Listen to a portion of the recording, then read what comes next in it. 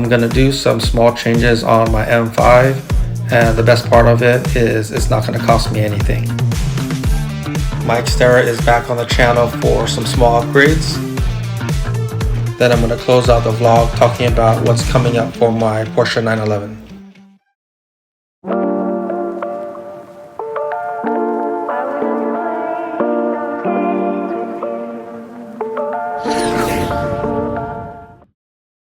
The next segment on this episode is for my M5, and it's something really small, but it made a big difference. I'm not too sure why I didn't think about doing this before, but it looks much cleaner with no front license plates. In addition to my M5, I also got my new personalized plates for my Xterra. Now that I have all my cars with personalized plates, I decided to just take off the front plates and display them on my office just like this. So the body is for the 911, the M4 is staying with my M5, and the Via Guam is going on my Xterra. I was born and raised in Guam, and so I was surprised that nobody got this personalized plates. Basically it just says California Via Guam, meaning I'm from Guam. Now let's go ahead into the garage and start working on removing the plate bracket on my M5 so that I can remove the front plates. You can see my M5 in the background, and ever since I bought it in 2018, I've always had front plates, but at the same time, my 911 and some of my other cars in the past, I've always had no front plates and I've never had any problems with the police. So I'm gonna finally take the step and remove it from my M5 so the front looks a lot cleaner.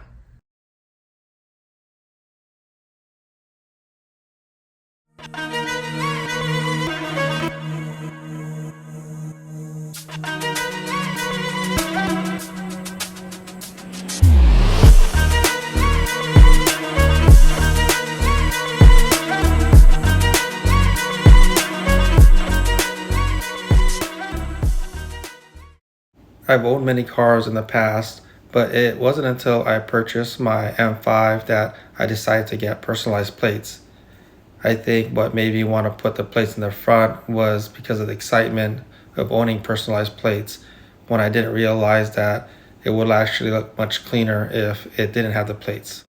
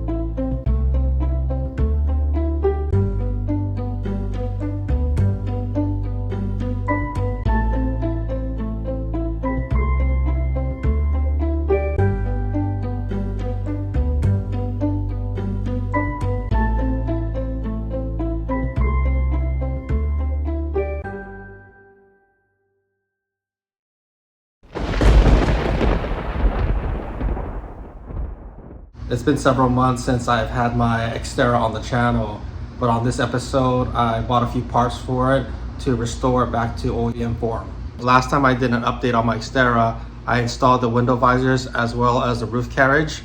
Now I'm going to focus on getting the side steps on the bottom, because the one that I initially bought when I first bought my Xterra was for a Gen 2, and when I bought it, the seller told me that it will fit perfectly on a Gen 1. But when I tried to install it, the brackets didn't align with the OEM screws.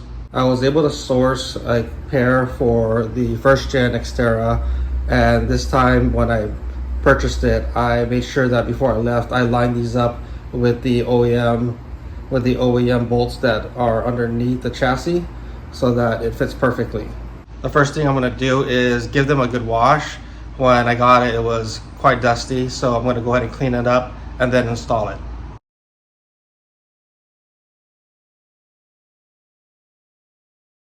Now that I got the side steps all cleaned up, I'm going to go ahead and work on taking out the bolts from the Xterra while this dries, so that way when it's done drying I can start bolting right up. I'm underneath the chassis right now, and you can see the two bolts right here, This is where it's going to bolt right up onto the bracket. This is on the rear side, so the ones on the front are right over here. There are 14mm sockets, so I'm going to go ahead and loosen this side as well as the other side. Now that I got all 4 screws taken out, I brought back the side steps. So what I'm going to do is, I need 2 hands for this job, so I'm going to put my camera down and bolt it to my truck. I just finished putting on this side. One thing I really like about OEM fitment is you can see the gaps are perfect. So what I'm going to do now is go onto the other side and do the exact same process. Today was really hot, but I got the job done. So on the back you can see the side steps that's already installed, and I'm really pleased how it looks. What I'm going to do is I'm going to go outside my garage so you guys can see how it looks like out in the sun. So let me go ahead and flip around my camera. On this angle you can see the side steps over here. It actually makes the truck look a little bit wider with it on, so I like that look. Also, I feel like it fills in the gap. Fills in the gap down in this area pretty well. And with my truck being white, it really matches. I'm gonna go around the front corner. So overall, not just myself, but I know my kids are gonna be happy with having these side steps. It makes them get into the truck a little bit easier now that it's on. Here's a before and after look without the side steps, and now how it looks with the side steps, followed by some still shots of my truck at different angles.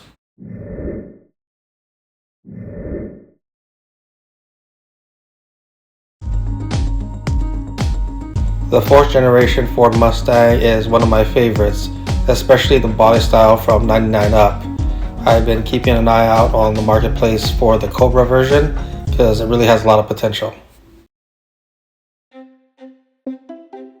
On the next episode, I'm going to remove the upgraded steering wheel that I have on my 911. I'm going to put back my Momo steering wheel. It had the quick release, and I had it on the car when I first bought it for maybe 6 to 8 months.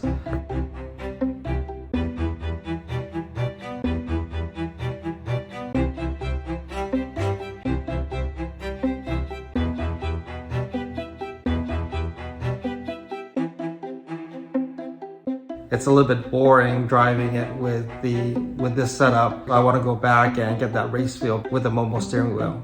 In addition to replacing the steering wheel, I was thinking of removing the aftermarket wing and putting back the OEM hood on the car, where my car is basically wingless. I've been entertaining that idea. I just like the clean look and also the OEM fitment, so I might go back in that direction. That's gonna do it for this episode. Thanks for joining, and we'll see you on the next one.